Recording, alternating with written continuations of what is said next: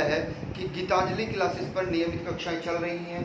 आज हम संसद की, देखिएगा, इससे पहले हम जांच समिति तक पढ़ चुके हैं, है ना। संविधान में हम जांच समिति तक पढ़ चुके हैं। आज दो समितियां और हैं, आज उनको भी पढ़ लेंगे। जो संसद की प्रमुख समितियां हैं, जो संसदीय समिति के नाम से आती हैं, है ना, जैसे सेवा समिति हो गई, है ना, आ रही है बात समझ में। और मेन चीज क्या है उसमें समझिएगा, इसी के अंतर्गत तदर्थ समिति भी आती है। तो कुछ महत्वपूर्ण समितियां आपकी रह गई हैं, तो आज उनको पढ़ लेते हैं। समितियों का भाग एक पहले आपने देख लिया है। आज हम जो समितियां बची हैं उन पर चर्चा करेंगे, और जो महत्वपूर्ण संसद की महत्वपूर्ण शब्दावलियां हैं और नियम हैं, आज उन पर भी हम चर्चा करेंगे। ठीक है, तो आइएगा स्टार्ट करते हैं। हेडिंग बनाइएगा, है ना, 3 हमने पढ़ ली थी, डी हेडिंग बनाइएगा। चौथी जो बनती है वह बनती है सदन की समिति, या, है ना, सदन की समिति। अब इसके अंतर्गत कुछ समितियां आती हैं, तो आइएगा उनको भी लिख लेते हैं। पहला इसके अंतर्गत हेडिंग बनाइएगा नियम समिति। नाम से ही स्पष्ट हो रहा होगा कि ये किससे संबंधित है, ये नियम से संबंधित है। ये वास्तव में नियम समिति जो है ये दोनों सदनों में गठित की जाती है, अर्थात लोकसभा में भी और राज्यसभा में भी। दोनों सदनों में इसका गठन किया जाता है। Clear point. अगर हम बात करें कि कुल सदस्य कितने होते हैं, यानी कि अगर बात करें कि लोकसभा में अध्यक्ष सहित, किसके सहित, अध्यक्ष सहित कुल कितने होते हैं सदस्य, कुल सदस्य पूरा लिखिएगा आप, कुल सदस्य कितने होते हैं, 15 होते हैं।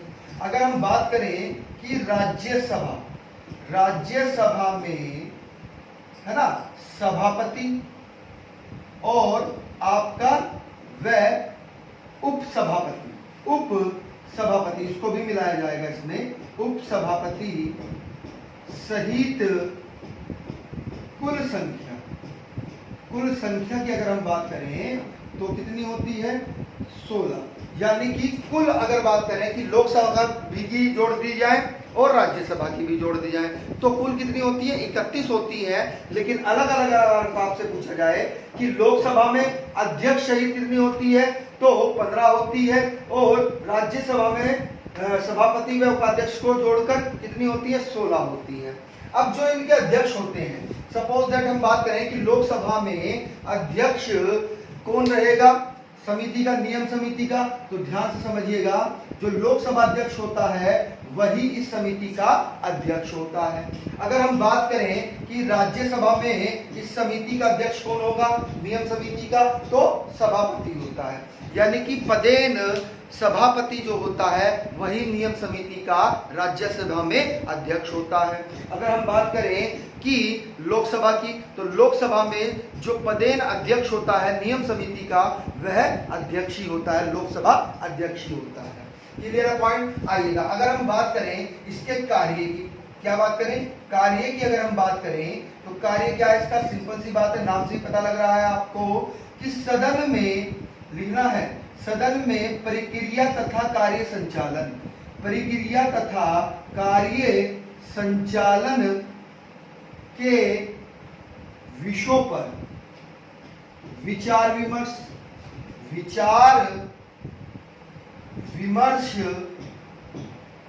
करना। ठीक है, ये इसका महत्वपूर्ण कार्य है, इसमें लिख लीजिएगा। तथा उसके संबंध में आवश्यक संशोधन या फिर परिवर्तन की सिफारिश करना नहीं, सिर्फ सिफारिश करना लाइन करिएगा, सिफारिश करना। यानी कि जो भी सदन में प्रक्रिया होती है और कार्य संचालन होते हैं उन विषयों पर विचार विमर्श करना ये नियम समिति का कार्य है, और उसके संबंध में आवश्यक संशोधन या परिवर्तन की सिफारिश करना किसका कार्य है, नियम समिति का कार्य है। आ रही है बात समझ में। अब अगले लाइन से लिखिएगा, अगला दूसरा है दूसरी समिति का नाम क्या है कि सदन की में अनुपस्थित, सदन में अनुपस्थित रहने वाले सदस्यों से संबंधित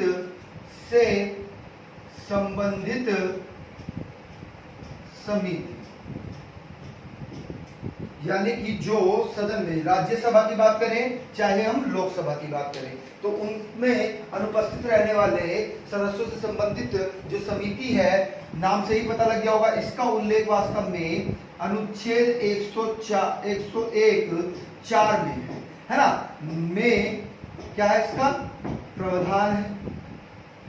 क्लियर पॉइंट, आ रही बात समझ में? क्या प्रावधान है कि लिखिएगा कोमा लगा के कि यदि सदन के किसी भी सदन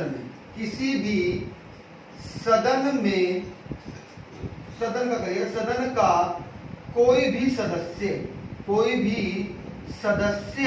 जो बोलेंगे उसको अंडरलाइन करिएगा, 60 दिन तक, दिन की संख्या पूछी जाती है, 60 दिन तक अनुपस्थित, यानी कि सदन की अनुमति के बिना, सदन की अनुमति के बिना उसकी सभी बैठकों में अनुपस्थित रहता है तो सदन उसके स्थान को रिक्त कर सकता है, यानी कि खाली कर सकता है। पॉइंट क्लियर है? आ रही है बात समझ में? इसी में ही आप नोट करके लिख लीजिएगा, नोट, ये नोट आपके लिए बहुत महत्वपूर्ण है कि राज्यसभा का प्रावधान नहीं है, लेकिन क्या होता है, राज्यसभा लिखना है, राज्यसभा द्वारा यह कार्य स्वयं किया जाता है, क्योंकि सिर्फ लोकसभा के लिए ही है कि 60 दिन तक अगर सदन की अनुमति के बिना आप अनुपस्थित हैं तो उनका स्थान क्या समझा जाएगा, रिक्त समझा जाएगा। लेकिन राज्यसभा क्या करती है, सभा द्वारा यह कार्य स्वयं किया जाता है। लेकिन लिखिएगा, लेकिन लोकसभा, इसको लिख लीजिएगा, लोकसभा में इसके लिए क्या होता है, एक समिति का गठन किया जाता है कि जाति। तो प्रश्न आपका ऐसा भी बन सकता है कि सदन में अनुपस्थित रहने वाले सदस्यों से संबंधित समिति किससे संबंधित है, तो वह लोकसभा से संबंधित है। किससे संबंधित है, लोकसभा से संबंधित है। इसी में लिखिएगा आप अगली लाइन से कि नोट में ही लिखना है कि इसकी सदस्य संख्या कितनी होती है, तो सदस्य संख्या 15 होती है, और इसका जो अध्यक्ष होता है अध्यक्ष द्वारा एक वर्ष के लिए मनोनीत किया जाता है। इस समिति का जो अध्यक्ष होता है वह अध्यक्ष द्वारा क्या होता है, 1 वर्ष के लिए मनोनीत किया जाता है। बात समझ में आई? Clear point? चलिएगा आगे चलते हैं, तो रफ कर दीजिएगा। सदन की समितियों में ही है अभी, है ना? Clear point? सदन की समितियों में ही है। तीसरी समिति लिखिएगा, कार्य मित्रणा समिति। तीसरी कौन सी बनेगी आपकी? लिखिएगा, तीसरी कार्य मंत्रणा समिति। देखिएगा, ये नाम कंफ्यूज करने के लिए दिया गया है, वास्तव में ये दोनों में ही क्या की जाती है, गठित की जाती है। किसमें? दोनों सदन में, यानी कि लोकसभा व राज्यसभा दोनों सदन में इसका क्या होता है, गठन होता है। Clear point? आ रही है बात समझ में? अब अगली लाइन से लिखिएगा कि लोकसभा की समिति में अध्यक्ष सहित जो सदस्य होते हैं वह कितने होते हैं? वह 15 सदस्य होते हैं। जबकि अगर हम बात करें कि राज्यसभा की समिति में सभापति व उप सभापति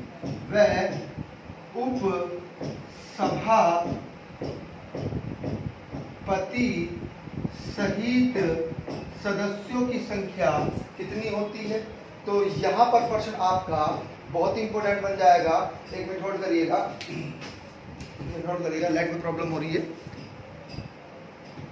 हाँ, लिखिएगा कि राज्यसभा में सभापति व उपाध्यक्ष सहित इसकी संख्या कितनी होती है? 11। अगर कुल पूछा जाए कि कुल कितनी होगी तो 15 और 11 कितने होते हैं? 26 होते हैं। तो कुल 26 होंगे, जिसमें 26 में से लोकसभा में 15 और राज्यसभा में 11 होते हैं। अगली लाइन से लिखिएगा कार्य। इसका कार्य क्या बनता है? आइएगा,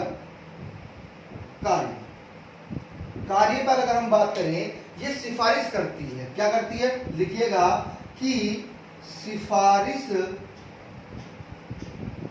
करती है कि विधायी तथा अन्य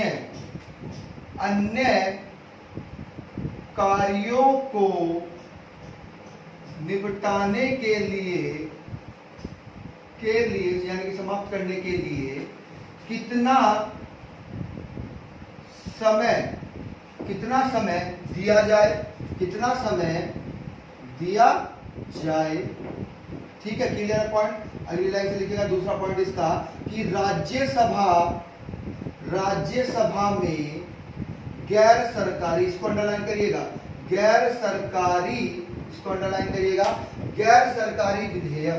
गैर सरकारी विधेयकों तथा संकल्पों पर विचार विमर्श किया जाता है ना? विचार विमर्श किया जाए या नहीं। अर्थात कहने का तात्पर्य क्या है इसका कि समय नियत करना, यानी कि समय निर्धारित करना इसी का ही कार्य है। क्लियर पॉइंट, बात समझ में आ रही है। अगली लाइन से लिखिएगा कि, या इसी में लिख लीजिएगा, चलेगा। अगली लाइन से लिखिएगा कि अगर हम बात करें कि इसके सदस्य कितने होते हैं, तो सदस्य इसके 15 होते हैं और 15 सदस्य होते हैं। बहुत इंपॉर्टेंट फैक्ट है।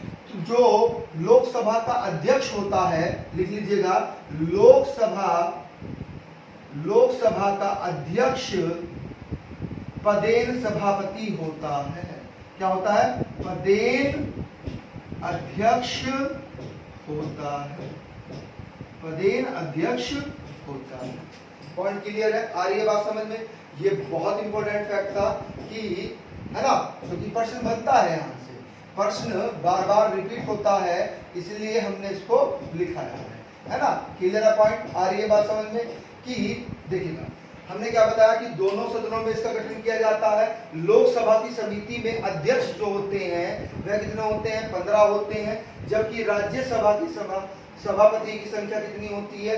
11 होती है। कार्य क्या होता है इसका कि सिफारिश करती है कि विधायिकी व अन्य कार्यों को निपटाने के लिए कितना समय दिया जाए, और जो राज्य सभा में गैर सरकारी विधेयकों होते हैं या उनके संकल्पों पर विचार विमर्श किया जाए या ना किया जाए, है ना, इसके बारे में यह बताती है। Clear point? आ रही है बात समझ में? इसी में आप नोट में लिख लीजिएगा। ये क्या करती है वास्तव में? ये समय भी नियत करती है। समय भी क्या करती है? नियत करती है। ठीक है। राज्यसभा का जो कार्य मित्रण समिति द्वारा होता है वह क्या होता है? वह वास्तव में जो असाधारण राज्यसभा के कार्य वितरण होते हैं उनके द्वारा कार्य किया जाता है। बात समझ में आई कि नहीं आई? चलिए आप लिख लीजिएगा, इस पॉइंट को भी नोट में लिख लीजिएगा, ओब्लिक लगा के लिखिएगा कि वास्तव में जो विचार विमर्श के लिए उस पर विचार विमर्श किया जाए कि नहीं किया जाए, है ना, उसके बारे में क्या करती है, समय को नियत करती है। लेकिन आप राज्यसभा के बारे में ऐसा लिखिएगा कि राज्यसभा की कार्य वितरण समिति द्वारा क्या किया जाता है, समय का अवधारणा दी जाती है। Clear point? चलेगा। अब इसमें हमने बताया आपको कि 15 सदस्य किसके होते हैं भाई, लोकसभा के होते हैं, है ना। अब बात इसमें एक और आती है कि जो लोकसभा है, इसमें लिख लीजिएगा, लिखिएगा कि लोकसभा है ना, लोकसभा में गैर सरकारी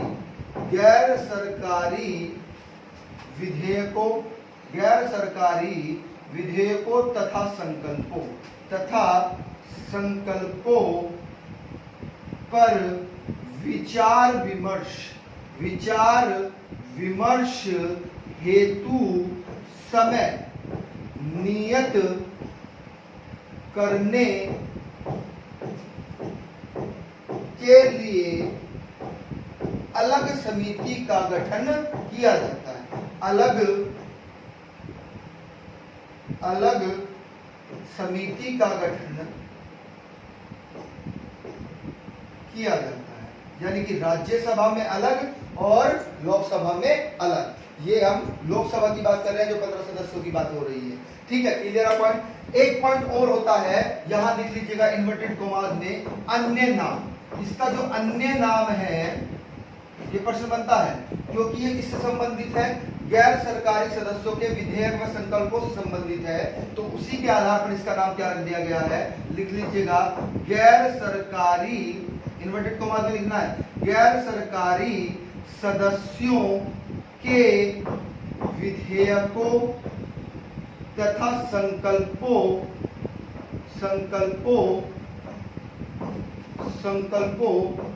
से संबंधित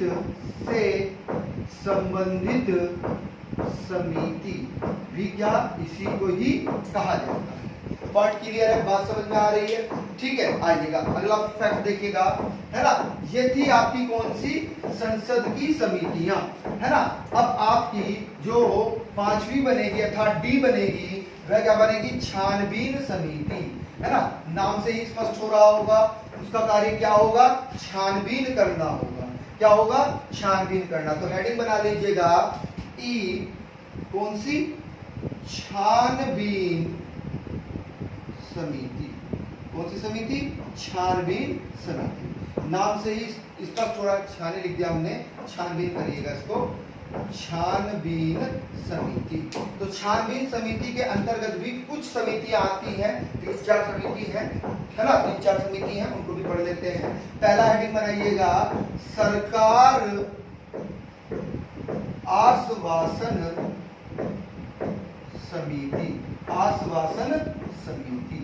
तो इसमें कितने सदस्य होते हैं, अगर हम बात करें सबसे पहले कि सदस्य संख्या कितनी होती है, तो 25 होती है।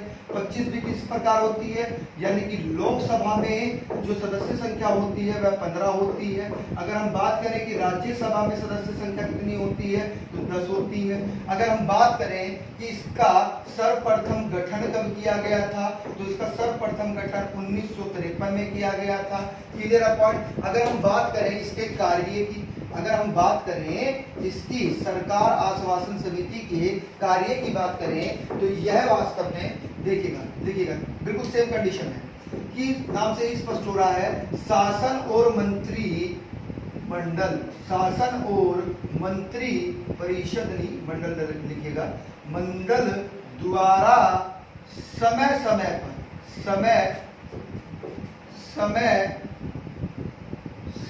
पर दिए गए आश्वासन को किस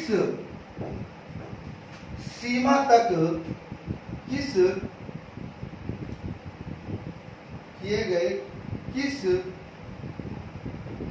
सीमा तक, इसको अंडरलाइन करिएगा, किस सीमा तक पूरा किया जाता है, पूरा किया जाता है ना। इस बात की जांच करती, इस बात की जांच करती। पॉइंट क्लियर है, आ रही है बात समझ में। छानबीन समिति के अंतर्गत ही दूसरा हेडिंग बनाइएगा, दूसरा है अनुसूचित जनजाति, है ना, अनुसूचित जनजाति, अनुसूचित जाति संबंधित समितियां, यानी एसटी एससी से संबंधित समितियां। तो लिखिएगा अनुसूचित जाति तथा अनुसूचित जनजाति, जनजाति संबंधित समिति। नाम से ही स्पष्ट हो रहा होगा, है ना, नाम से ही क्या स्पष्ट हो रहा है कि वास्तव में ये एससी एससी जो आयुक्त होते हैं उनके द्वारा जो प्रस्तुत आवेदन होते हैं, प्रतिवेदन, उन पर विचार करने का कार्य इसी समिति का होता है। तो आप लिखिएगा कि इसमें सबसे पहला पॉइंट ये लिखना है कि कुल सदस्य संख्या, कुल सदस्य संख्या कितनी होती है, तो 30 होती है। और 30 भी किस प्रकार की होती है, यानी कि 20 किससे लिए जाते हैं, लोकसभा से लिए जाते हैं, लोकसभा से, और 10 किससे लिए जाते हैं, 10 राज्यसभा से लिए जाते हैं। किससे, राज्यसभा से। ठीक है, इस समिति का अगर हम लिखें समय कितना रहता है, कार्यकाल कितना रहता है, तो 1 वर्ष का इसका क्या होता है, कार्यकाल होता है। अब इसके जो कार्य हैं, हेडिंग बनाइएगा, इसके कार्य हम लिख देते हैं, आपको भी पेन डाउन करना है, ये बहुत इंपॉर्टेंट है ना, कभी कभी परीक्षाओं में प्रश्न बन जाता है। लिखिएगा कि अनुसूचित जनजाति या अनुसूचित जाति आयुक्तों द्वारा प्रस्तुत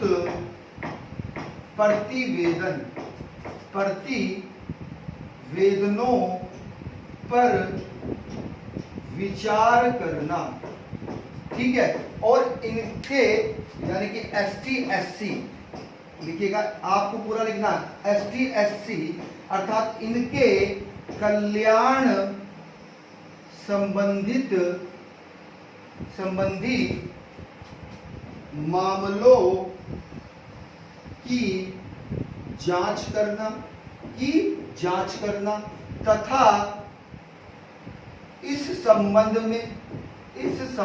में सदन में रिपोर्ट पेश करना,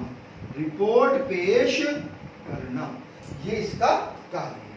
ठीक है, तीसरी लिख लीजिएगा, तीसरी है आपकी, तीसरी लिखिएगा अधीनस्थ विधान संबंधी समिति, संबंधित समिति, है ना। अब विधान का मतलब कानून से संबंधित है, अधीनस्थ विधान संबंधी समिति जो होती है, इसमें अगर हम बात करें कि कुल सदस्य संख्या कितनी होगी, तो सदस्य संख्या इसमें भी 30 ही होती है, लेकिन किस प्रकार होती है उसको समझिएगा। इसमें दोनों सदस्य संख्या बराबर बराबर रहती है, अर्थात 15 किसमें रहेगी, राज्यसभा में रहेगी, और 15 सदस्य संख्या किसमें रहती है, लोकसभा में रहती है। इसमें लोकसभा में क्लियर है पॉइंट। जो इनका अध्यक्ष होता है, लिख लीजिएगा, जो अध्यक्ष या जो सभापति होता है वही क्या होता है, वही 1 वर्ष के लिए मनोनीत किया जाता है। 1 वर्ष के लिए मनोनीत किया जाता है। बात समझ में आई। अगर हम बात करें इनके कार्यों की, तो हेडिंग बना लीजिएगा, कार्य, नाम से ही पता लग रहा है कि अधीनस्थ विधान संबंधी समिति है, तो इसमें क्या होगा, यानी कि यह वास्तव में संविधान या संसद द्वारा जो प्रयोजित क्या होते हैं, विधान होते हैं, है ना, या नियम होते हैं, या विनियम होते हैं, या उपनियम होते हैं, है ना, बनाने के लिए स्थानीय निकाय या प्राधिकरणों को प्रयोजित किया जाता है। लिखिएगा आप, इसमें ऐसे करके लिखना है आपको कि इस बात की जांच करती है, इस बात की जांच करना कि संविधान या संसद द्वारा प्रत्योजित विधानीय जो नियम कोमा लगाते हुए चलना आपको, विधानीय या जो विनियम उपनियम कोमा, ठीक है। उपनियम के बाद में याद ही कर लो, ज्यादा ना लिखो। आदि बनाने के लिए स्थानीय निकायों या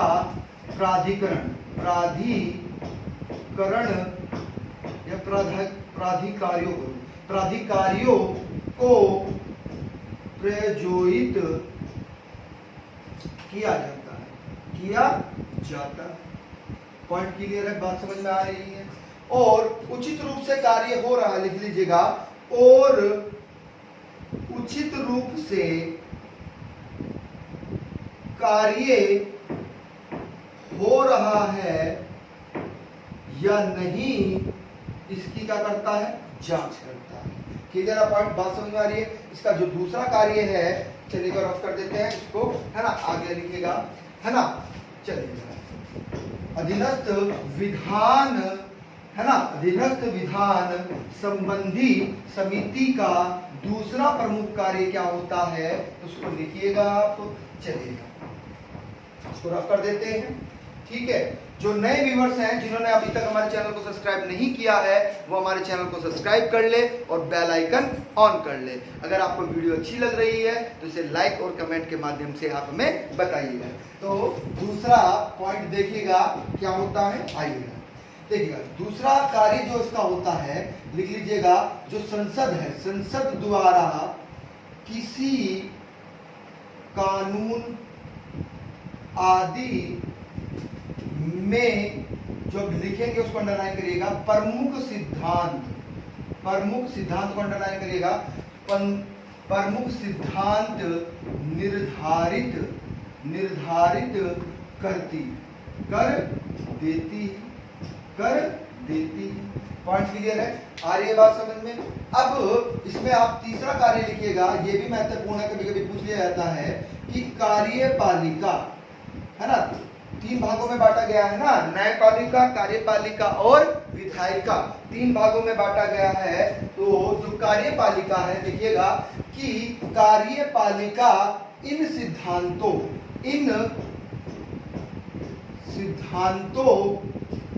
के आधार पर औपचारिक एवं प्रक्रिया संबंधित विस्तृत यानी कि पूर्ण रूप से विस्तृत नियम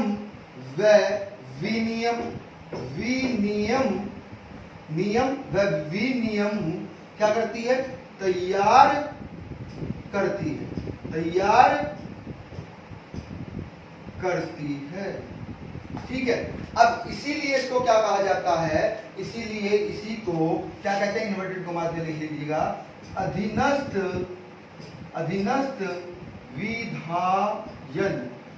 विधायन कहते हैं। ठीक है, आ रही है बात समझ में। प्रश्न बन जाता है कि अधीनस्थ विधायन किसको कहा जाता है, यानी कि जो कार्यपालिका जिन सिद्धांतों के आधार पर औपचारिक एवं प्रक्रिया संबंधित विस्तृत नियम या विनियम तैयार करती है, उसे ही क्या कहा जाता है, अधीनस्थ विधायन कहा जाता है।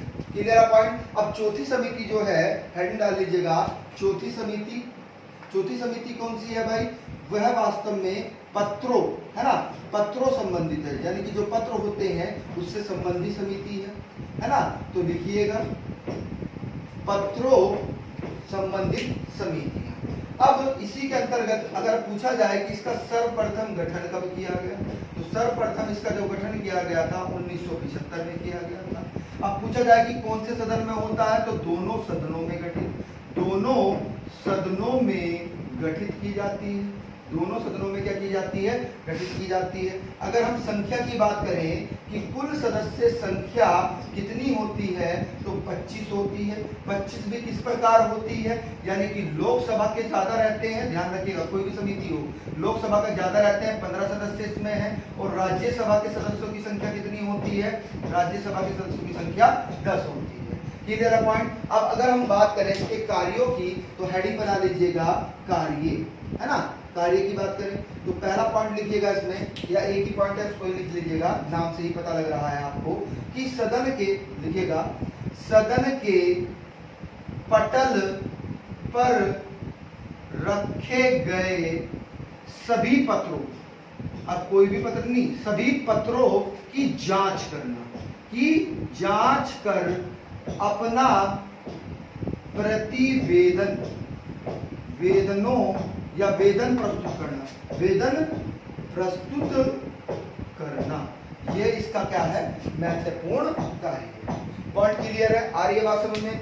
हेडिंग बना लीजिएगा, छठी है आपकी, क्या है, सेवा समिति। अब सेवा समिति के अंतर्गत भी बहुत सारी समितियां आती हैं, है ना, सेवा समिति के अंतर्गत भी क्या आती हैं, बहुत सारी समितियां आती हैं। तो मेजर हेडिंग डाल दीजिएगा आप, सेवा समिति, हेडिंग बनाइएगा सेवा समितियां।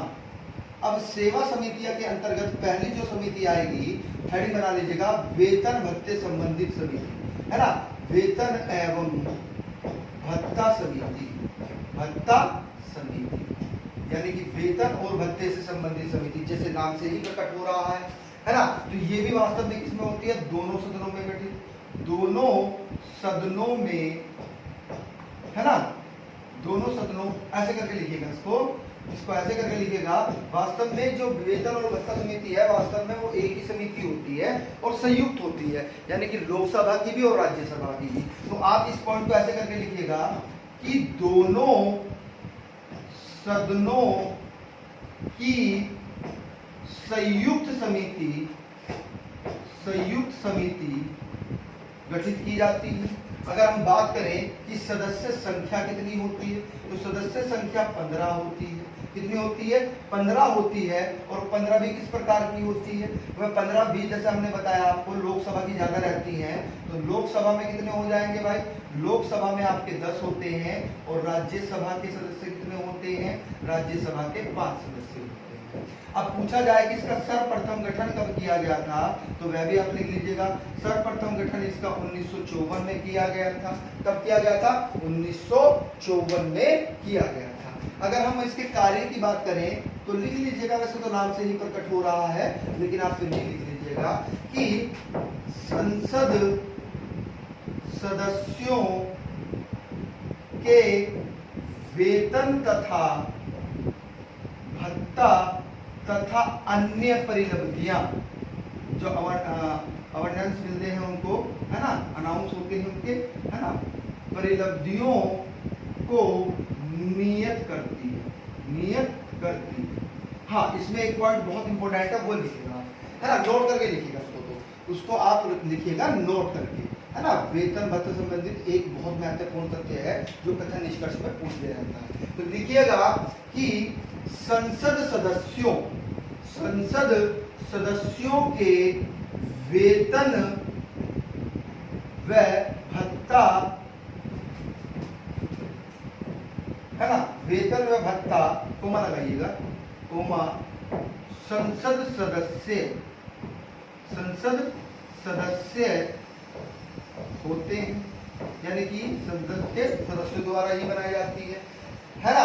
अब इसमें जो है वास्तव में जो आप ऐसे करके लिखिएगा, सदस्य है, कोमा करके लिखिएगा, वेतन ब्रैकेट में लिखिएगा भत्ता अधिनियम, ये पॉइंट इंपॉर्टेंट है, इसको अंडरलाइन करिएगा, अधिनियम 1954, इसको आप इन्वर्टेड कोमास में लिखिएगा, है ना, कि संसद सदस्य वेतन भत्ता अधिनियम 1954 के तहत नियत किए जाते हैं, के तहत क्या किए जाते हैं, नियत किए जाते हैं। यानी कि जो संसद के सदस्य हैं उनका वेतन और जो भत्ते होते हैं वह किस अधिनियम द्वारा नियत किए जाते हैं अर्थात निश्चित किए जाते हैं, तो वह वास्तव में संसद सदस्य वेतन भत्ता अधिनियम 1954 के तहत क्या किए जाते हैं, नियत किए जाते हैं। ये इंपॉर्टेंट फैक्ट था, इसको नोट करके हमने आपको लिखवाया है। अगला लिख लीजिएगा, चलो यहीं पे लिख देते हैं। दूसरी समिति जो आएगी सेवा समिति में, हेडिंग बनाइएगा आवास समिति। नाम से ही छोटी छोटी समितियां हैं, नाम से ही आपको स्पष्ट हो रहा है, लेकिन सदस्य संख्या इंपॉर्टेंट बन जाती है। तो लिखिएगा आवास समिति। तो ये किससे संबंधित है, यानी कि जो संसद है उनके जो सदस्य होते हैं उनके आवास, उनके भोजन, है ना, उनके भोजन से, उनकी जो चिकित्सा होती है उससे संबंधित, है ना, ये समिति कार्य करती है। अब हम बात करें कि सदस्य संख्या कितनी है, तो सदस्य संख्या 25 नहीं 24 होती है इसमें, 25, हाँ 24 होती है। इसमें कितनी होती है, 24, और दोनों बराबर होती हैं, यानी कि 12 किसके होंगे, राज्यसभा के होंगे, और 12 ही किसके होते हैं, लोकसभा के सदस्य होते हैं। क्लियर है पॉइंट, आ रही है बात समझ में। अब जो इसका अध्यक्ष होता है उसको भी लिख लीजिएगा। जो अध्यक्ष होता है वह क्या होता है, यानी कि राज्यसभा में तो क्या होगा, सभापति होगा पदेन अध्यक्ष, और लोकसभा में कौन होगा, लोकसभा में लोकसभा अध्यक्ष क्या होता है, पदेन सभापति इस समिति का होता है। क्लियर है पॉइंट, आ रही है बात समझ में। तो अगले लाइन से नोट करिएगा। वास्तव में ज्यादा तो यही होता है, लेकिन आपको कंफ्यूज करने के लिए क्या दिया जाएगा, जो अध्यक्ष होते हैं किसके, आवास समिति के, वह सभापति और यानी कि राज्यसभा के सभापति और लोकसभा के अध्यक्ष द्वारा क्या किए जाते हैं, लिख लीजिएगा, अध्यक्ष द्वारा मनोनीत किए जाते हैं, द्वारा मनोनीत किए जाते हैं, द्वारा मनोनीत किए जाते हैं। अच्छा जी, अब तीसरी समिति सेवा समिति में जो बनेगी वह कौन सी बनेगी, जो ग्रंथालय है हमारे उनसे संबंधित भी एक समितियां बनती है। तो लिख लीजिएगा ग्रंथालय समिति, ग्रंथालय समिति नाम से ही स्पष्ट हो रहा है जितने भी हमारे ग्रंथ हैं। पर इसका जो महत्वपूर्ण तथ्य यह है कि एक संयुक्त समिति होती है, अलग अलग नहीं बनती, संयुक्त समिति है, यानी कि लोकसभा और राज्यसभा की एक ही समिति रहेगी। अब इसमें अगर आपसे पूछा जाए कि सदस्य संख्या कितनी होती है, तो इसकी सदस्य संख्या 15 होती है। 15 किस प्रकार होती है, 9 सदस्य किसके होते हैं, लोकसभा के होते हैं, और 6 सदस्य किसके होते हैं, 6 सदस्य राज्यसभा के होते हैं। इसके होते हैं राज्यसभा के। अब इसका कार्य क्या है, तो हेडिंग बना लीजिएगा, कार्य, नाम से ही पता लग रहा है आपको, यानी कि जितने भी हमारे क्या है ग्रंथालय हैं, ग्रंथालय संबंधित लिख लीजिएगा, ग्रंथालय संबंधित कार्यों को देखना है ना, ये इसका महत्वपूर्ण कार्य है। यानी कि ग्रंथालय संबंधित कार्यों को देखने के लिए ये समिति बनाई जाती है। चौथी समिति देखिएगा सेवा समिति में क्या बनेगी, ये लास्ट समिति है किसकी, सेवा समिति की। और इंपोर्टेंट करिएगा समिति को, ये है क्या, लिख लीजिएगा नाम, सामान्य प्रयोजन समिति। बहुत इंपॉर्टेंट है, इंपॉर्टेंट करिएगा, सामान्य प्रयोजन समिति। तो नाम से ही स्पष्ट हो रहा है परियोजनाओं से संबंधित होता है। लिख लीजिएगा, इसका गठन कब हुआ था, तो 1954 में ही इसका गठन किया गया था। अब इसके हम बात करें कि वास्तव में ये संयुक्त होती है कि अलग अलग होती है, तो लिख लीजिएगा दोनों सदनों में गठित की जाती है, दोनों सदनों में गठित की जाती है। क्लियर पॉइंट, बात समझ में आ रही है। अब अगर हम बात करें इनके अध्यक्ष की, तो जो अध्यक्ष होते हैं वास्तव में जो लोकसभा का अध्यक्ष होता है ना, लोकसभा का जो अध्यक्ष होता है वही इस समिति का अध्यक्ष होता है, और राज्यसभा का जो सभापति होता है वही इस समिति का अध्यक्ष होता है। पॉइंट क्लियर है, बात समझ में आ रही है। अब अगर हम इसके कार्य की बात करें तो नाम से ही स्पष्ट हो रहा है कार्य के बारे में, तो है ना, नाम से ही क्या हो रहा है, स्पष्ट हो रहा है। तो आइएगा स्टार्ट करते हैं। देखिएगा कि संसद के सदनों और उसके सदस्यों के कार्यों से समृद्ध यानी कि संबंध ऐसे तदर्थ समिति जो यानी कि जो तुरंत बनाई जाती है आवश्यकता पड़ने के साथ, लिख लीजिएगा तदर्थ मामले यानी कि जो एकदम आवश्यकता अनुसार आए, है ना, हाल ही में, जो किसी अन्य, इसको अंडरलाइन करिएगा, जो किसी अन्य समिति, जो किसी अन्य समिति, संसदीय समिति, अंडरलाइन करिएगा, के अधिकार में, के अधिकार में, अधिकार क्षेत्र में न, अधिकार क्षेत्र में नहीं हो। बात समझ में आई? यानी कि संसद के सदनों और उसके सदस्यों के कार्यों से समृद्ध ऐसे तदर्थ मामले जो किसी अन्य संसदीय समिति के अधिकार क्षेत्र में न हो, तो उन मामलों पर अपना परामर्श देती है, उन मामलों पर अपना परामर्श, अपना परामर्श देती है। पॉइंट क्लियर है? अभी आप बिल्कुल ध्यान समझिएगा, सेवा समिति तो हमने पढ़ी ली है ना। अब सेवा समिति के अंतर्गत ही, इसको रफ कर देते हैं, सेवा समिति के अंतर्गत ही एक और खंड आता है जिसे हम क्या कहते हैं, तदर्थ समिति। तो तदर्थ समिति के अंतर्गत दो समितियां पढ़नी है, बहुत ही इंपॉर्टेंट है, बहुत इंपॉर्टेंट है ना। सेवा समिति के अंतर्गत ही क्या आती हैं, दो और समितियां आती हैं, है ना। वास्तव में तदर्थ समिति आती है और तदर्थ समिति के अंतर्गत दो समितियां आती हैं, एक आती है प्रवर समिति और एक आती है संयुक्त प्रवर समिति। बात समझ में आई कि नहीं है? यानी कि सेवा समिति के अंतर्गत ही एक और समिति आती है, किस नाम से आती है, वह वास्तव में तदर्थ समिति के नाम से आती है। और तदर्थ समिति के अंतर्गत ही दो समिति आती हैं जिनको हम क्या कहते हैं, जिनको हम प्रवर समिति कहते हैं या संयुक्त प्रवर समिति कहते हैं। Clear point? आइएगा, एक मिनट हम पानी पी लेते हैं, रुकिएगा। हाँ, तो हेडिंग बना लीजिएगा, क्या, तदर्थ समिति, बहुत इंपॉर्टेंट है। क्या है हेडिंग? तदर्थ समिति, तदर्थ समिति।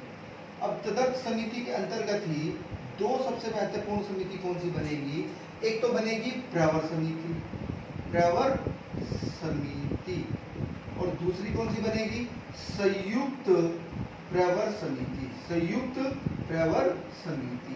तो दो समितियां बनेगी। अब बिल्कुल ध्यान से समझना है, एक एक कंटेंट देखिएगा। जो प्रवर समिति होती है, प्रश्न बनता है यहाँ से, ये क्या है, वास्तव में अगर बात करें हम कि जो तदर्थ समिति होती है, ये क्या होती है, वास्तव में तदर्थ समितियों में सबसे महत्वपूर्ण जो समिति होती है वे ये दोनों ही होती है ना।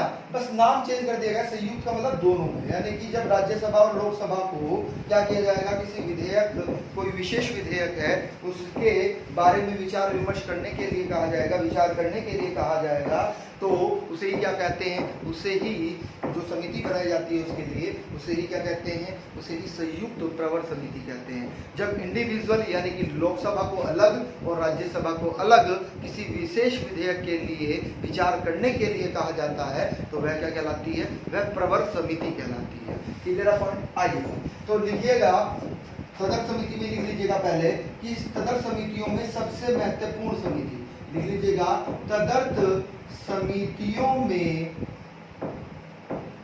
सबसे महत्वपूर्ण समिति, महत्वपूर्ण समिति, सबसे महत्वपूर्ण समिति। अब प्रवर समिति की अगर हम बात करें तो प्रवर समिति का क्या होता है, यानी कि लिख लीजिएगा आप इसमें विधेयक, जो विधेयक है ऐसे लिखिएगा, विशेष प्रकार के विधेयक या विशेष विधेयक ऐसे करके लिखिएगा, विशेष विधेयक पर विचार करने के लिए जिस समिति का गठन किया जाता है वह प्रवर समिति कहलाती है। पॉइंट क्लियर है, बात समझ में आ रही है। अब अगर हम बात करें कि इसके सदस्य संख्या कितनी होती है, तो सदस्य संख्या देखिएगा, इसमें अधिकतम शब्द का प्रयोग किया गया है। अधिकतम कितनी हो सकती है, तो अधिकतम 30 सदस्य हो सकते हैं। कितने? 30 सदस्य हो सकते हैं। कितने? 30। पॉइंट क्लियर है, बात समझ में आ रही है। अब अगली लाइन से लिखिएगा संयुक्त समिति। तो संयुक्त समिति क्या होगी, यानी कि जब संसद लिखिएगा, जब संसद के दोनों सदनों है ना, दोनों सदन किसी विशेष विधेयक पर विचार करने के लिए, विधेयक पर विचार करने के लिए अलग अलग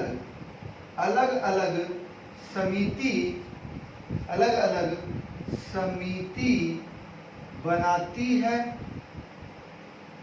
तो वह प्रवर समिति कहलाती है।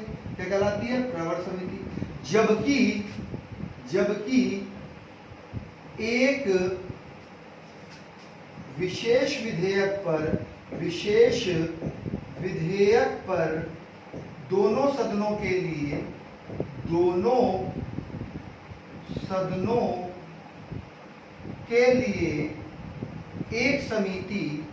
एक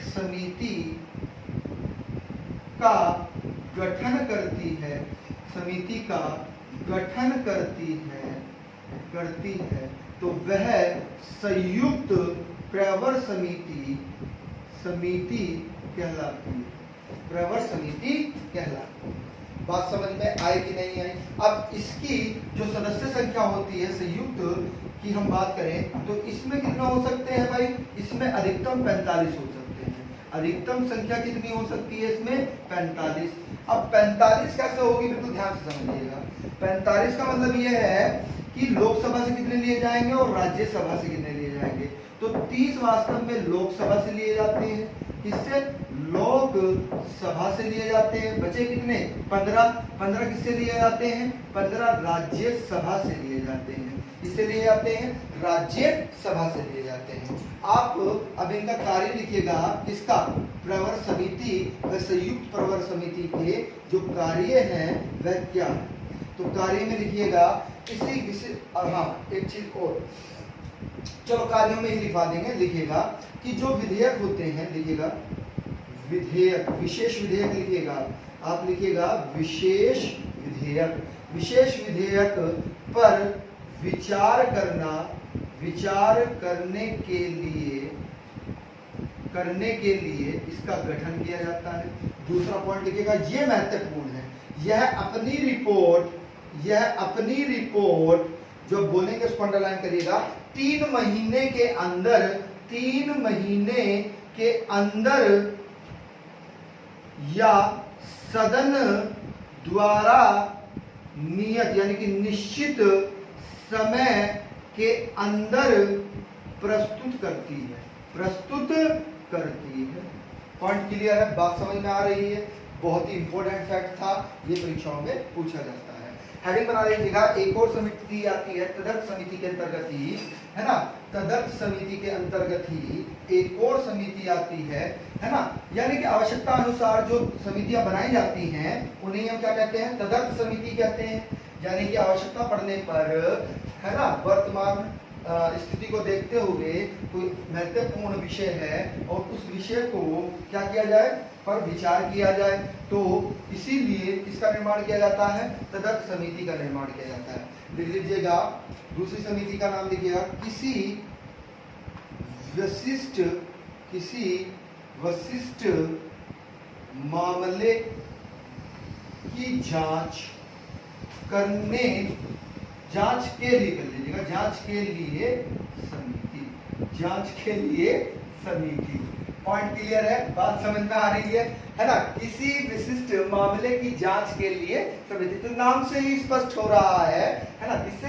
नाम से ही स्पष्ट हो रहा है कि कोई विशिष्ट मामला है तो उसके लिए इसका गठन किया जा रहा है। तो लिख लीजिएगा इसमें आप, ये महत्वपूर्ण करिएगा, इसको भी महत्वपूर्ण करिएगा, इससे भी प्रश्न बनता है ना। तो लिखिएगा कि संसद के सदस्यों की मांग पर, वैसे नहीं बनती, मांग पर अध्यक्ष या, लिखिएगा अध्यक्ष या सभापति, अध्यक्ष या सभापति द्वारा गठित की जाती है। क्या की जाती है? गठित की जाती है। यानी कि जब संसद के दोनों सदन अलग अलग समिति का गठन करते हैं तब सदस्य संख्या कितनी रहती है, यह प्रश्न आपसे बनता है। तो लिख लीजिएगा, जब संसद के दोनों सदनों में अलग अलग समिति का गठन होता है तो सदस्य संख्या इस प्रकार है। सदस्य संख्या क्या होती है भाई? अब देखिएगा, बिल्कुल ध्यान से समझना है। यानी कि कहने का तात्पर्य है कि 30 तो किसमें रहेंगे? समान रहती है इसमें, 30 लोकसभा में रहेंगे और 30 ही किसमें रहेंगे? 30 ही राज्यसभा में रहेंगे। क्लियर है पॉइंट? अगर हम बात करें, अब ये तो थी बात अलग अलग की, यानी कि लोकसभा के लिए अलग बना दी गई है और राज्यसभा के लिए अलग बना दी गई है। लेकिन अगर क्या किया जाए, लोकसभा व राज्यसभा के लिए संयुक्त रूप से समिति का गठन किया जाता है तो तब सदस्य संख्या कितनी होती है? 45 होती है। कितनी होती है? 45 होती है। और ये 45 भी किस प्रकार से आते हैं? यानी कि 30 जो होते हैं वह लोकसभा से आते हैं और 15 सदस्य कहां से आते हैं? 15 सदस्य आपके राज्यसभा से आते हैं। पॉइंट क्लियर है? बात समझ में आ रही है? अब इसका कुछ महत्वपूर्ण पॉइंट है, वो लिखिएगा आप, यहां से प्रश्न बनता है। ठीक है, बोला जाता है कि सर्वप्रथम गठन कब किया गया भाई? सर्वप्रथम संयुक्त के बारे में ही बात कर रहे हैं हम। देखिएगा, सर्वप्रथम संयुक्त जो समिति बनी है हमारी, कौन सी समिति? यानी कि किसी विशिष्ट मामले की जांच के लिए जो समिति बनाई जाती है उसकी बात की जा रही है। तो सर्वप्रथम संयुक्त समिति जो बनी थी इसी के अंतर्गत, वह कब बनी थी? 1951 में बनी थी।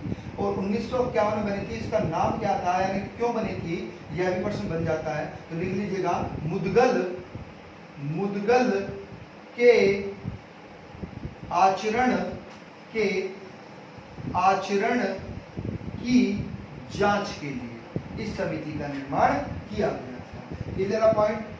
अब दूसरी महत्वपूर्ण कौन सी बनेगी? बी, बहुत इंपॉर्टेंट है, ये भी पूछी जाती है। बी, शंकरानंदन या शंकरानंदन ही नाम आता है ना, समिति बनी थी। तो इसके अध्यक्ष कौन थे? इसके तो मुदगल ही थे, है ना। तो इसके अध्यक्ष कौन थे भाई? इसके अध्यक्ष आपके, ये बनी थी कब? पहले वो लिख लीजिएगा, 1987 में बनी थी। कब बनी थी? 1987 में बनी थी। 87 में, बिल्कुल ध्यान समझना है, बोफोर्स मामले पर जांच के लिए बनी थी। की जांच के लिए बनी थी।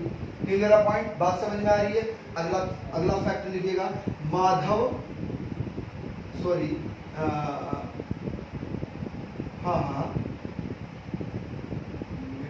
मिर्धा करके ही है, मिर्धा ही है, मिर्धा है ना। मिर्धा समिति क्या है भाई? मिर्धा समिति, इसके जो अध्यक्ष थे, कभी कभी इनके अध्यक्ष का नाम पूछ लेते हैं, तो लिख लीजिएगा अध्यक्ष कौन थे? तो रामनिवास मिर्धा ही थे। ठीक है, अब ये कब हुई थी? ये वास्तव में 1992 की बात है। कब की बात है? 1992 की बात है। बात समझ में आ रही है? एक मिनट रुकिएगा। चल, 1992, हाँ ठीक है। 1992 में ये आई थी समिति, और 1992 में किसके भाई? लिख लीजिएगा, हर्षद मेहता, है ना। हर्षद मेहता शेयर घोटाले की जांच के लिए, घोटाले की जांच के लिए इस समिति का निर्माण किया गया था। एक और समिति है, उसको भी लिख लीजिएगा, त्रिपाठी समिति। पूछ लेता है कभी कभी त्रिपाठी समिति, तो इसके अध्यक्ष का नाम भी पूछ लेता है, तो लिख लीजिएगा। अध्यक्ष कौन थे इसके भाई? प्रकाशमणि त्रिपाठी जी कौन थे? इसके अध्यक्ष थे। ये कब आई थी? 2001 में आई थी। तो 2001 में इसके लिए आई थी भाई, ये भी लिख लीजिएगा। 2001 में जो खेतान है ना, केतान पारीख शेयर घोटाले की जांच के लिए आई थी, यानी कि बनाई। Clear point. एक और है, ये सब संयुक्त समितियां ही हैं, है ना। कौन सी थी भाई? पूछी जाती है पीसी चाको समिति। पीसी चाको समिति जो है ना, ये कब आई थी? ये वास्तव में 2011 में आई थी। 2011 में, है ना, 2011 में आई थी। और इंपॉर्टेंट है, सबसे लेटेस्ट यही है। ये वास्तव में 2G स्पेक्ट्रम घोटाले की जांच के लिए है। ठीक है, क्लियर पॉइंट। अब ये लेटेस्ट है, तो इसकी सदस्य संख्या भी पूछ ली जाती है। तो सदस्य संख्या कितनी थी भाई इसकी सदस्य संख्या कितनी थी? 30 थी। और 30 भी कैसे भाई? 20 तो लोकसभा से लिए गए थे, और 10 किससे लिए गए थे? 10 राज्यसभा से लिए गए थे। 10 किससे? राज्यसभा से लिए गए थे। Clear point. तो ये आपकी क्या थी? ये आपकी समितियां थी, है ना। अब कुछ महत्वपूर्ण क्या है, कुछ महत्वपूर्ण नियम भी है संसद के, तो हेडिंग बना लीजिएगा महत्वपूर्ण नियम, है ना। हेडिंग बना लीजिएगा संसद के महत्वपूर्ण नियम। Clear point. और उसके बाद में बस शब्दावलियां रह जाएंगी, है ना। तो शब्दावलियों को भी इसी वीडियो में फिनिश कर देते हैं, है ना। फिर नेक्स्ट चैप्टर चलेगा आपका। ठीक है, आइएगा। हेडिंग बना लीजिएगा महत्वपूर्ण नियम, संसद के महत्वपूर्ण नियम। तो इसी के अंतर्गत हेड डालेगा नियम 115, बहुत इंपॉर्टेंट है, पूछा जाता है ना। और ये बात समझ तो लिखिएगा इसमें कि जो संसद है, संसद सदस्यों की किसी अन्य सदस्यों या फिर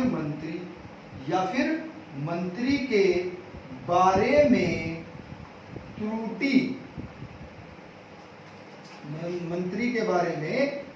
त्रुटि, इसको अंडरलाइन करिएगा यहाँ से, अन्य सदस्य व मंत्री के बारे में त्रुटि होने पर जब बोलेंगे उसको तो आपको अंडरलाइन करना ही करना है। आपत्तिजनक या आपत्ति करिएगा, आपत्ति दर्ज करने का अधिकार, आपत्ति दर्ज करने का अधिकार, जिसके बारे में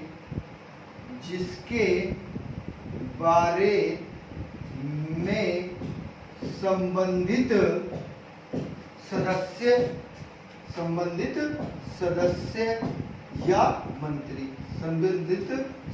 या मंत्री की अपनी सफाई देनी होती है। भाई आपस में कोई सदस्य क्या होता है संसद में, है ना, आपत्तिजनक शब्द का प्रयोग कर देते हैं, है ना, या कोई भी उनको ऐसा लगता है कि ये आपत्तिजनक चीज है, तो उसी कंडीशन में क्या होता है, ये नियम लागू होता है। यानी कि आपत्ति दर्ज करने के लिए किस नियम का प्रयोग किया जाता है? नियम 15 का प्रयोग किया जाता है। अगला लिख लीजिएगा, अगला नियम लिखिएगा नियम 184, ये भी महत्वपूर्ण है। ये क्या कहता है? ये कहता है कि जो संसद है, संसद में जनहित के मामलों पर बहस की जाती है। आपसे प्रश्न पूछा जाएगा कि संसद में जो जनहित के मामले हैं उन पर बहस करने का अधिकार कौन देता है? तो नियम 184 देता है ना। और बहस के बाद क्या होता है? बहस के बाद मतदान भी होता है, लिख लीजिएगा। बहस के बाद मतदान भी कराया जाता है। और इसी में लिखिएगा कि जो सरकार है ना, जो सरकार है, सरकार इस नियम से, है ना, इस नियम के तहत क्या करती है, चर्चा करने से, लिख लीजिएगा इसको, चर्चा करने से बचना चाहती है। तो ये भी पूछा जा सकता है आपसे कि सरकार बहस करने से किस नियम के तहत, मतलब नियम से बहस करने के तहत बचना चाहती है, तो 184 है। आइएगा अगला नियम लिखिएगा, अगला नियम भी महत्वपूर्ण है, नियम 337। तो नियम 337 क्या है, और इसको मोस्ट इंपोर्टेंट करिएगा, इसको मोस्ट इंपोर्टेंट करिएगा, ये पूछा जाता है क्या है, यानी कि पहला मामला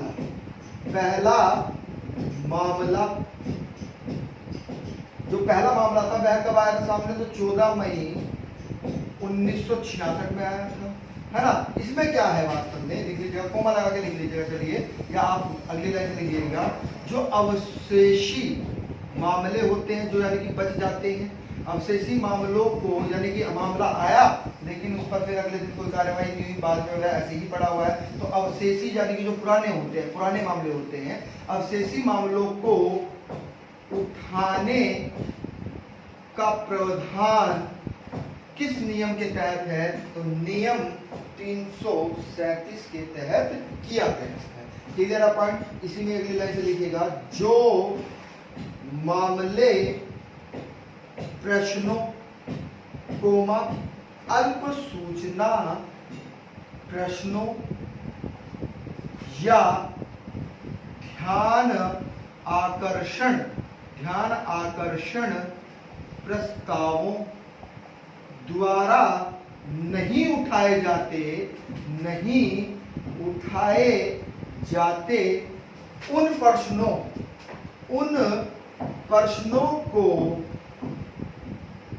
लेते हैं।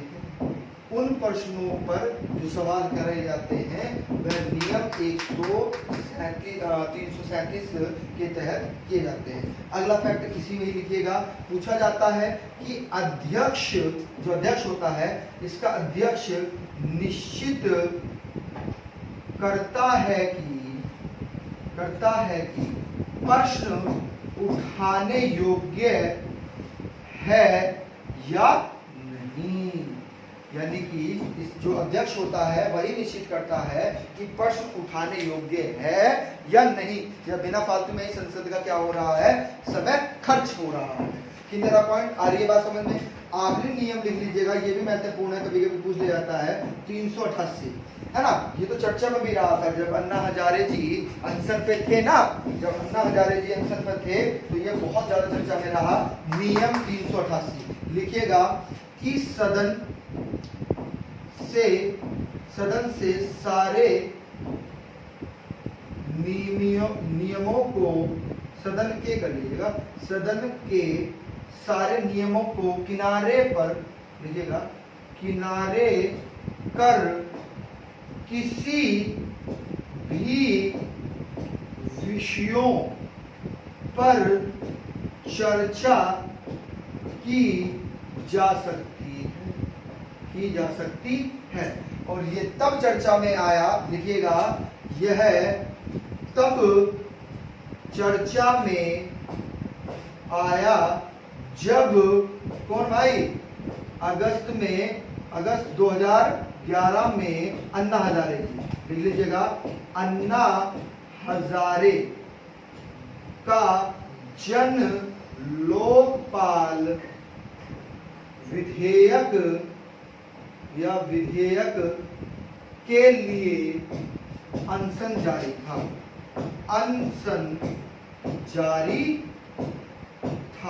तब ये चर्चा में आया। तो हेडिंग बना लीजिएगा, ये थे आपके महत्वपूर्ण नियम इसके संसद की, है ना। इन 4 नियमों को, है ना, 4 नियमों को आपको हमेशा याद रखना है, कभी भी नहीं भूलना है, परीक्षा में बार बार रिपीट होते हैं। तो हेडिंग बना लीजिएगा, संसद की महत्वपूर्ण शब्दावलियां। हेडिंग बना लीजिएगा, संसद की महत्वपूर्ण शब्दावलियां। यहाँ से भी प्रश्न कभी कभी कथन निष्कर्ष में बन जाता है। तो हेडिंग बना लीजिएगा, संसद की महत्वपूर्ण शब्दावली, है ना। सारी नहीं लिखवाएंगे, नहीं सारी नहीं लिखवाएंगे, जो महत्वपूर्ण है वही लिखवाएंगे। एक मिनट रुकिएगा। हाँ, तो महत्वपूर्ण शब्दावलियों में सबसे पहले आता है गिलेटिन, है ना। सबसे पहले आप लिखिएगा कि गिलेटन क्या होता है। वास्तव में जो कार्य मंत्रणा समिति आपने भी पढ़ी थी, तो लिखिएगा ऐसे कि संसद का कार्य मंत्रणा समिति और बजट सहित अनुदान, बजट सहित सभी अनुदान निर्धारित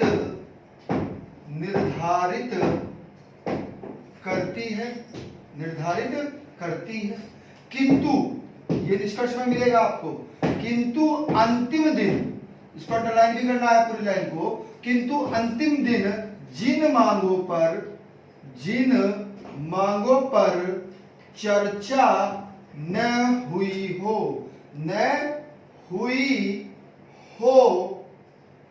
उन्हें भी मतदान के लिए रख दिया जाता है। उन्हें भी मतदान के लिए रख दिया जाता है। Clear point. यानी कि जिन मांगों पर चर्चा नहीं हुई थी उन्हें भी मतदान के लिए रख दिया जाता है, उसे ही क्या कहा जाता है, उसे ही गिलेटिन कहा जाता है। दूसरी शब्दावली लिखिएगा। एक चीज आप इसमें नोट करके लिख लो, चलो, है ना। कभी पूछ ले आपसे तो नोट करके लिख लीजिएगा आप। वास्तव में शॉर्ट लाइन में पूछ लेता है। लिखिएगा, इस प्रकार की प्रक्रिया को जिसमें अधिकांश मांगों या मांगे करिएगा, अधिकांश मांगे बिना चर्चा के पास हो जाती हैं, उसे गिलेटिन कहा जाता है। पॉइंट क्लियर है, बात समझ में आ रही है। यानी कि इस प्रक्रिया में जिसमें अधिकांश मांगों को, बिल्कुल ध्यान समझिएगा, अधिकांश मांगों को बिना चर्चा के पास कर दिया जाता है, उनसे ही क्या कहा जाता है, उसे ही गिलेटिन कहते हैं। अगली शब्दावली लिखिएगा।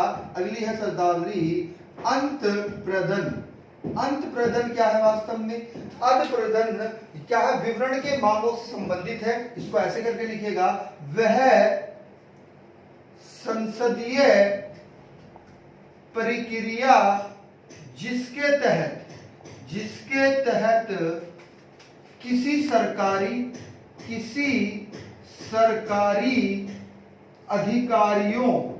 सरकारी अधिकारियों से इसको अंडरलाइन करिएगा, किसी नीति या कार्य के विवरण की मांग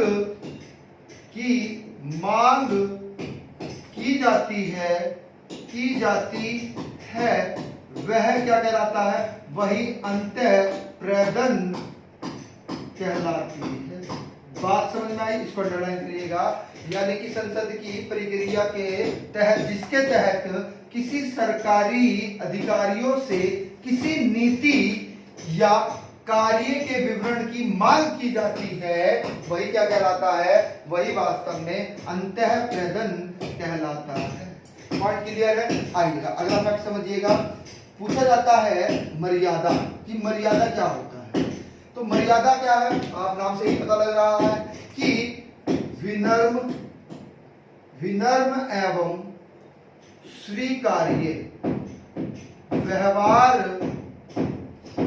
करने को क्या कहा जाता है?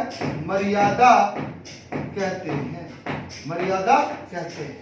पॉइंट क्लियर है? बात समझ में आ रही है? एक मिनट रुकिएगा। तो पॉइंट क्लियर है, यानी कि विनम्र व स्वीकार्य व्यवहार करने को ही क्या कहा जाता है, मर्यादा कहा जाता है। यानी संसद में आप विनम्र हैं और स्वीकार्य व्यवहार से बैठे हुए हैं, कार्य कर रहे हैं, तो उसे ही क्या कहा जाता है, मर्यादा कहा जाता है। अगली शब्दावली लिखिएगा, बैठ जाना। अब आप समझ गए होंगे, इसका मतलब यह नहीं है कि बैठ जाना, यानी कि जिसको अध्यक्ष क्या कहता है, रोकने के लिए बोल दिया जाता है, वही वास्तव में क्या समझा जाता है, संसदीय भाषा में बैठ जाना बन जाता है। इसमें आप ऐसे करके लिखिएगा, जब अध्यक्ष किसी सदस्य को, जब बोलेंगे उसको अंडरलाइन करिएगा, बोलने से रोक देता है, बोलने से रोक देता है, तथा किसी अन्य सदस्य को बोलने के लिए अनुमति देता है, तो संसदीय भाषा में इसे बैठ जाना कहा जाता है। बात समझ में आई? बैठने का मतलब ये नहीं कि आपको कहते हैं सिट डाउन, नहीं, यानी कि जब अध्यक्ष किसी सदन के सदस्यों को बोलने से रोक देता है और किसी अन्य सदस्य को बोलने के लिए अनुमति दे देता है, तो संसदीय भाषा में इसे ही क्या कहा जाता है, इसे ही बैठ जाना कहते हैं। अगला लिखिएगा, अगला है आपका बहुत ही इंपॉर्टेंट है, हिप।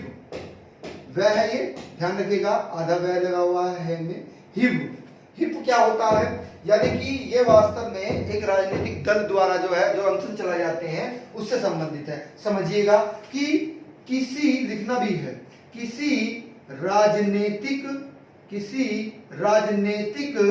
दल द्वारा जारी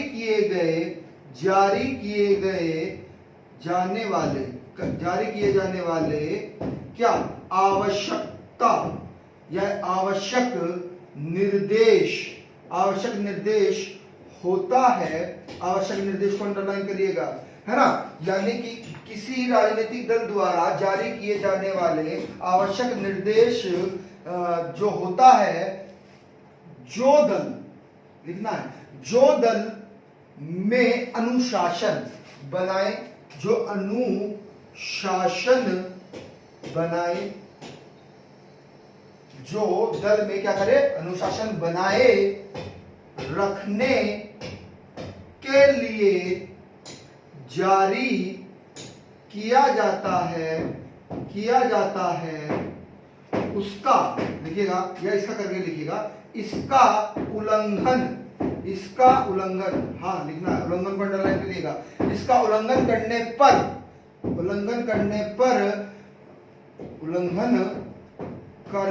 पर क्या होता है, संबंधित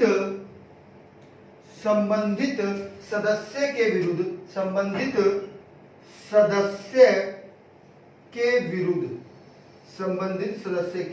विरुद्ध, इसको भी अंडरलाइन करिएगा, सदस्य के विरुद्ध अनुशासन, है ना, देखिएगा, अनुशासनात्मक कार्यवाही की जा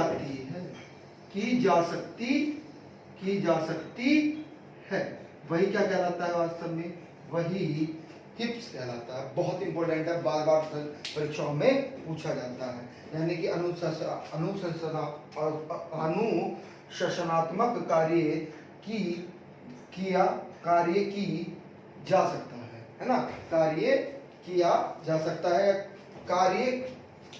एक मिनट रुकिएगा, कार्यवाही की जा सकती है, कार्यवाही की जा सकती है। पॉइंट क्लियर है? अब क्लियर हो गया होगा, है ना, चलिए लिखिएगा। अब एक और रह गया है, चलो उसको भी लिख देते हैं शब्दावली को, पक्ष त्याग भी पूछ लिया जाता है। क्या? पक्ष त्याग। वही है कि वह निर्वाचित यानी कि कोई सदस्य है, सदन का कोई सदस्य क्या हुआ, निर्वाचित होकर आया और आकर क्या किया उसने, उस दल को छोड़कर किसी अन्य दल में जो शामिल हो जाता है उसे क्या कहा जाता है, पक्ष त्याग कहा जाता है। क्या कहा जाता है, पक्ष त्याग। तो हेडिंग बना लीजिएगा कि पक्ष त्याग शब्दावली का अर्थ क्या होता है। तो लिखिएगा जब सदन का कोई सदस्य, जब सदन का कोई सदस्य, कोमा लगा लीजिएगा, उस दल को जिससे या जिसमें वह निर्वाचित होकर आया है,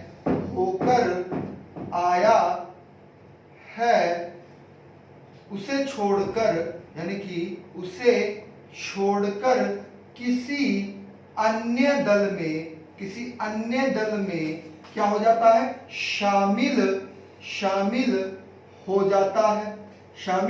हो जाता है, तो उसके इस कार्य को, प्रश्न को समझिएगा बिल्कुल ध्यान से, कार्य को कहा जा रहा है, उसके इस कार्य को क्या कहा जाता है, पक्ष त्याग कहा जाता है। पॉइंट समझ में आया, पॉइंट क्लियर है। तो ये आपका क्या था, ये भाग 5 का अध्याय 2 ही चल रहा है। इसमें कुछ अनुच्छेद हैं, वे भी लिख लीजिएगा, सीधे पूछ ले जाते हैं, आइएगा, क्योंकि आपको पता है कि आपका जो कॉन्स्टिट्यूशन चल रहा है वह किससे चल रहा है, वह आर्टिकल के अकॉर्डिंग ही चल रहा है। तो लिखिएगा अनुच्छेद 118। अनुच्छेद 118 क्या है, प्रक्रिया का नियम है, संसद की प्रक्रिया का नियम। अनुच्छेद 119 क्या कहता है, यह वास्तव में संसद जो है, संसद में जो वित्तीय कार्य संबंधित प्रक्रिया है ना, प्रक्रिया का विधि सही लिखिएगा, विधि द्वारा विनियम है ना, विनियम है। Clear point. अनुच्छेद 120 क्या कहता है, तो अनुच्छेद 120 वास्तव में संसद के प्रयोगों या प्रयोग की जाने वाली, बहुत इंपॉर्टेंट है, पूछी जाती है, की जाने वाली भाषा का उल्लेख किसमें है, अनुच्छेद 120 में है।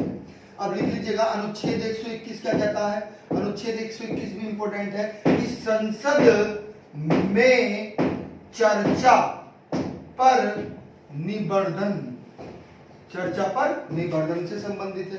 अनुच्छेद 122 क्या कहता है, अनुच्छेद 122 क्या कह रहा है, ये वास्तव में न्यायालयों द्वारा संसद की कार्रवाई की जांच न किए जाने का संबंध है।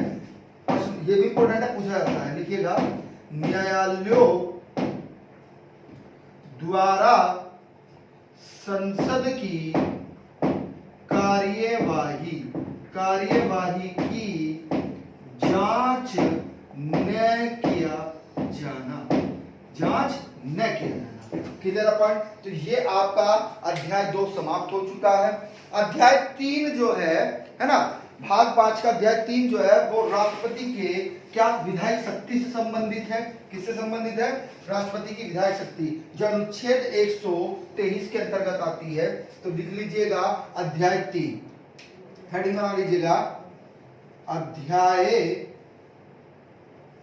3, भाग 5 का अध्याय 3 किससे संबंधित है, ये वास्तव में राष्ट्रपति की विधायी शक्ति से संबंधित है। और किस अनुच्छेद, अध्याय 3 में सिर्फ एक ही अनुच्छेद है, कौन सा अनुच्छेद, 123 है। ये क्या कहता है, ये वास्तव में संसद के विश्रमित काल में, यानी कि जब वह काल में नहीं है, विश्राम अवस्था में है, क्या संसद, तब है ना, विश्राम अवस्था में जब संसद है तो उस काल में अध्यादेश प्रख्यापित करने की राष्ट्रपति की शक्ति है। यानी कि जब क्या हो गया, लोकसभा भंग हो गई है, विश्राम अवस्था में है, तो क्या किया जा रहा है, अध्यादेश जारी करता है राष्ट्रपति। तो ये शक्ति कौन देता है राष्ट्रपति को, अनुच्छेद 123 अध्यादेश जारी करने के लिए। ठीक है, आ रही है बात समझ में। अब अध्याय 3 जो है, अध्याय 3 है ना, जो हमने बता दिया आपको। अध्याय 4 जो है, अध्याय 4 यानी कि भाग 5 का अध्याय 4 जो है वह वास्तव में किससे संबंधित है, संघ की न्यायपालिका से संबंधित है। तो इसमें हम संघ की न्यायपालिका के बारे में हम पढ़ेंगे, यानी कि भारत की न्यायपालिका के बारे में हम पढ़ेंगे। तो अगर आपको वीडियो अच्छा लगा हो तो इसे लाइक और कमेंट के माध्यम से हमें बताइएगा। और जो नए व्यूवर्स हैं जिन्होंने हमारे चैनल को सब्सक्राइब नहीं किया है वो हमारे चैनल को सब्सक्राइब कर ले और बेल आइकन ऑन कर ले। ठीक है, थैंक यू।